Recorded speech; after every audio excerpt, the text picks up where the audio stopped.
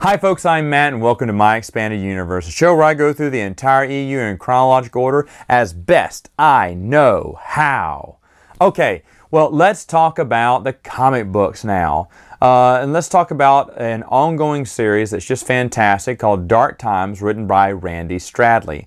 This was a 5-issue series that focused on Jedi's Dos Janir and Narsarian Bomo Greenbark, as both of them have just now finished or survived the Clone Wars, and now they're going to look for Bomo's kidnapped family and hunt down the perpetrators and give them justice. Okay, so what did I think about this series? I already told you I really like this series. I like Randy Stradley. He's written a lot of good stuff in the past.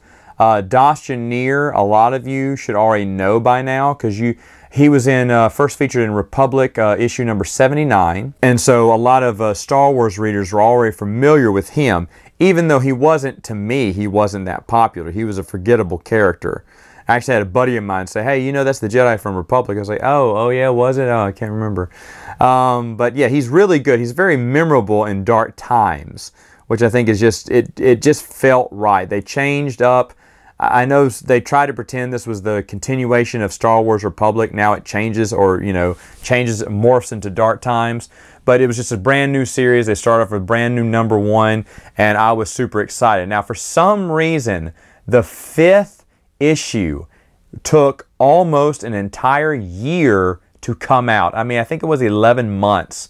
So almost a full year. And I'll be honest, I was ticked off.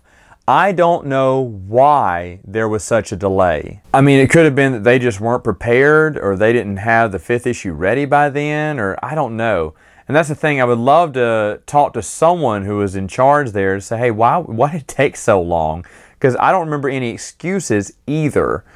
Now, regardless of that, I mean, it's set on I used to keep all my comic books in a stack.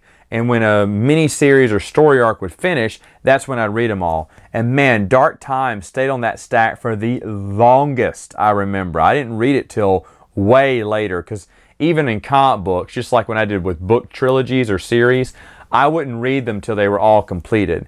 So those Dark Times comic books just stayed on my counter for the longest until I finally, the story arc was finished. I was like, finally. And I started reading through them, and I really enjoyed them. Bomo Greenbark is a really fun character who I don't hear much about from Star Wars fans anymore, and that's disappointing. Maybe because they're all, in love with Griff from Knights of the Old Republic. Bomo, I think, was just a good character, maybe even better.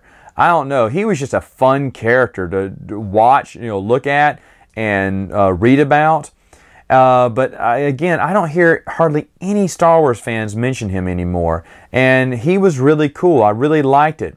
Now, I'm not going to give away any spoilers to how this, first story arc ends, but I'm going to tell you it is dark times for everyone. It's actually surprised me how dark this comic book is, and I actually really liked that. So next, it's time to head to the web strips, and it's written by Paul Enns, or Ennis, it's E-N-S, and it's called Evasive Action Recruitment, and it stars Padawans Drake Logan, Ek Rhea, and Zondor. They are Padawans who have escaped the Purge, and they're on the run from the Empire. Meanwhile, Darth Vader has trained his Inquisitor, his first Inquisitor, Tremaine. And Inquisitor Tremaine is the villain throughout these web strips. And and it's kind of funny because when Rebels was first being reviewed about coming out, you heard about Inquisitors. And I was thinking, oh, they're going to bring Inquisitor Tremaine in this? Is the EU going to make it? Of course it didn't, but they were just copying, they just copied the story from the web strips, hey, Inquisitors chasing down Jedi and whatnot. Makes sense. Let's bring an Inquisitor in there. They didn't have helicopter floating blades, though, in the web strips. I'm so sorry to tell you that. But Paul Enns actually does a really good job writing these web strips. I was captivated from week to week. I let them go a couple of days before I'd read them. And of course I copy and paste everything in my Word.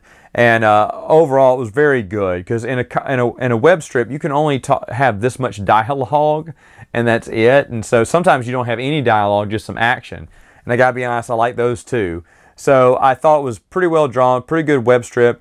And again, another reason why we should all mourn that hyperspace is no longer on StarWars.com, because now this web strip is really hard to find. I'm not saying it's not out there. It could be out there to download. If so, go ahead, because there's no other way you're going to get it. Is it worth your time? Yeah, I think so. If you feel like tracking down the web strips, they were actually really good. And anyway, that's all the time I have for now, folks. Till next time, see you later. Endor, were you in the dryer again? You leave fur all over my clothes. Don't give me that face.